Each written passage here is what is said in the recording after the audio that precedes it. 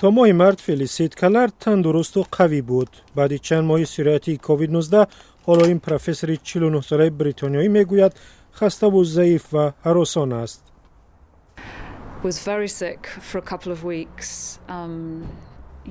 من چند هفته بیمار بودم. دردهای سختی داشتم که از بستر برخاسته و یا از زینه ها بالا رفتن نمی توانستم. پس از چند هفته حالم بهتر شد. فکر کردم بعد آن روزهای سخت دیگر همه خوب می شود، ولی در حقیقت در ماه دوم همه چی بدتر شد. کلارد یکی از هزاران نفر در جهان است که دایر به عاقبت‌های درازمدتی کووید 19 شکایت می‌کنند.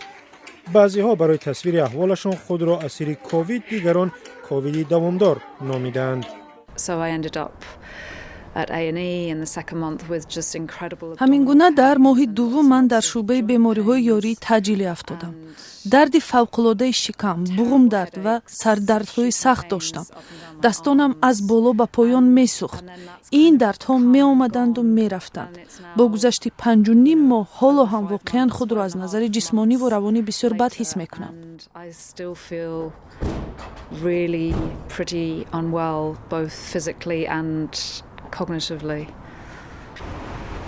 معلومات ضمیمه تلفنی کالج سلطنتی لندن نشان می‌دهد که 10% آنهایی که کووید 19 شدند 3 هفته بعد هم خود را بیمار احساس می‌کنند. بیشتر از 5% ماه‌ها سست و ضعیف بودند و از نظر روانی هم عذاب می‌کشیدند.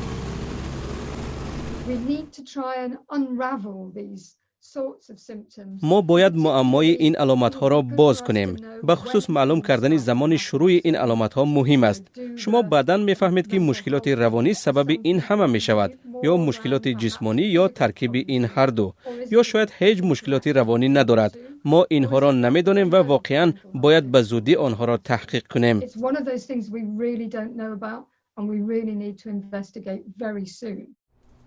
تنگی نفس، فراموش خاطری، خستگی فوق‌العاده، سردرد، مشوشی، درد مشک‌ها و ورمیدن بوغم‌ها از علامت‌های معمولی بودند. برای بسیاریان اضطراب و افسردگی هراس هم رنج‌آور بوده است.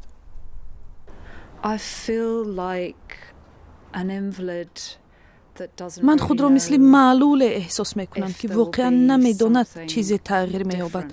لندن در نظرم گم شد. زندگیم به حیث یک محقق سخت شد، چون کارهایی را که به آسانی میکردم حالا با یک عذاب انجام میدهم.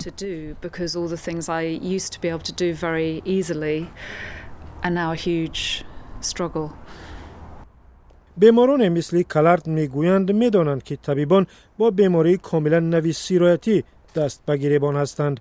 همه چی را درباره آن نمیدانند و همین نامعلومی ها احوال بسیاری ها را بدتر میکند.